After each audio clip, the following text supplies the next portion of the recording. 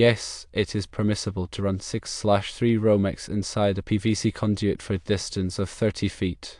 However, there are several factors to consider to ensure that the installation complies with the National Electrical Code, or NEC, and follows best practices. Firstly, the NEC addresses the use of non-metallic sheathed cable, which is what Romex is in Chapter 3. Specifically, Article 334 covers non-metallic sheathed cable. Section 334.12 outlines use as not permitted.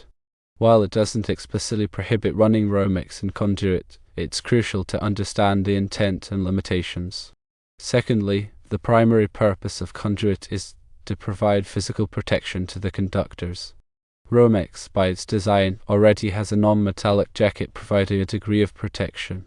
When installed in conduit, especially PVC, it gains additional protection from physical damage. Thirdly, the NEC mandates that conductors be suitable for the environment in which they are installed.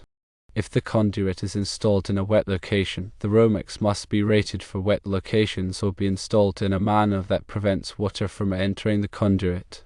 Standard Romex, such as Type NMB, is not rated for wet locations.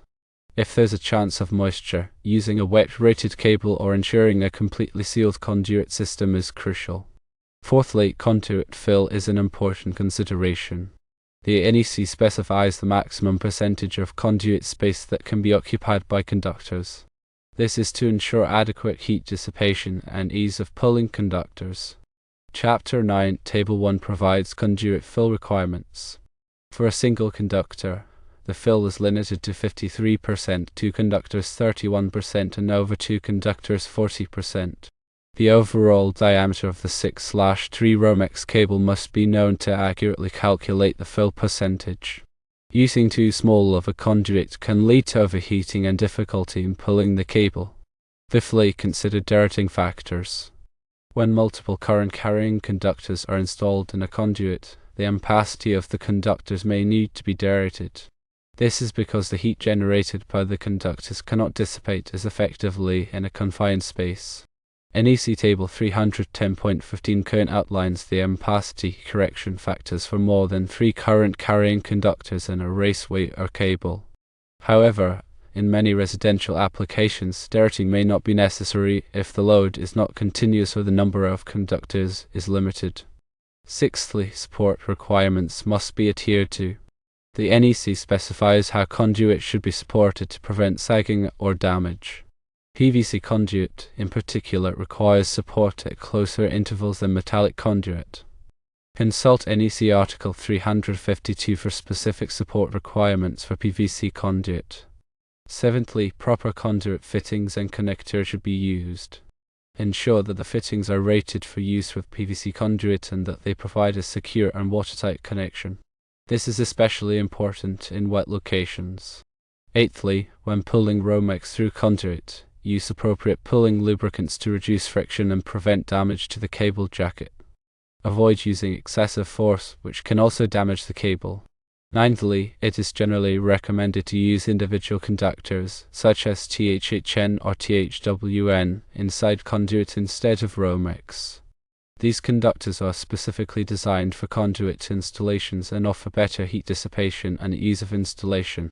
However, using Romex in conduit is not a code violation as long as all applicable requirements are met. Tenthly, consider the application. In some cases, local codes or regulations may have specific requirements or restrictions on the use of Romex in conduit. It's always a good practice to consult with a local electrical inspector to ensure compliance. 11thly, the size of the 6/3 Romex cable will determine the appropriate size of the PVC conduit.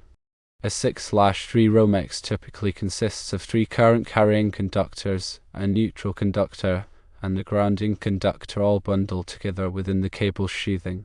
12thly, to determine the correct conduit size, you'll need to find the overall diameter of the 6/3 Romex cable. This information is usually available from the cable manufacturer's specifications. Once you have the diameter, you can use NEC Chapter 9, Table 4 to calculate the minimum conduit size. 13thly, NEC Chapter 9, Table 4 provides the dimensions of various types of conduit, including PVC. You will need to ensure that the inside diameter of the PVC conduit is large enough to accommodate the Romex cable while still meeting the conduit fill requirements. 14thly, for a single conductor or cable in a conduit, the NEC allows a maximum fill percentage of 53%. This means that the cross-sectional area of the Romex cable should not exceed 53% of the cross-sectional area of the conduit. 15thly, calculate the cross-sectional area of both the Romex cable and the PVC conduit. Compare the two values to ensure that the fill percentage is within the allowable limit. 16thly, keep in mind that bends in the conduit can increase the difficulty of pulling the Romex cable and may require a larger conduit size. The NEC limits the number of bends in a conduit run to 360 degrees total between pull points. 17thly, it's generally recommended to use the next larger conduit size if the calculated fill percentage is close to the maximum limit or if there are multiple bends in the conduit run. This will make it easier to pull the cable and ensure adequate heat dissipation. 18thly, using Romex and conduit is often done to protect the cable from physical damage, especially in exposed locations or where the cable may be subject to abrasion. 19thly, PVC conduit is a good choice for protecting Romex in damp or corrosive environments as it is resistant to moisture and chemicals. 20thly, however, it's important to ensure that the conduit is properly sealed to prevent moisture from entering and damaging the cable. 21st, when installing Romex and conduit, it's crucial to follow all applicable electrical codes and regulations. This includes using the correct size conduit, supporting the conduit properly, and making secure connections. 22nd, it is always a good idea to consult with a qualified electrician if you are unsure about any aspect of the installation. They can help you determine the best way to run the Romex cable safely and in compliance with all applicable codes.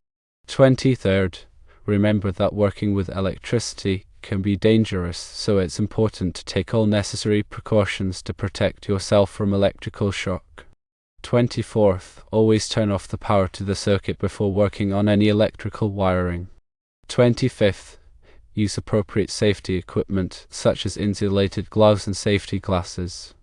26th, if you are not comfortable working with electricity, it's best to hire a qualified electrician to do the job for you.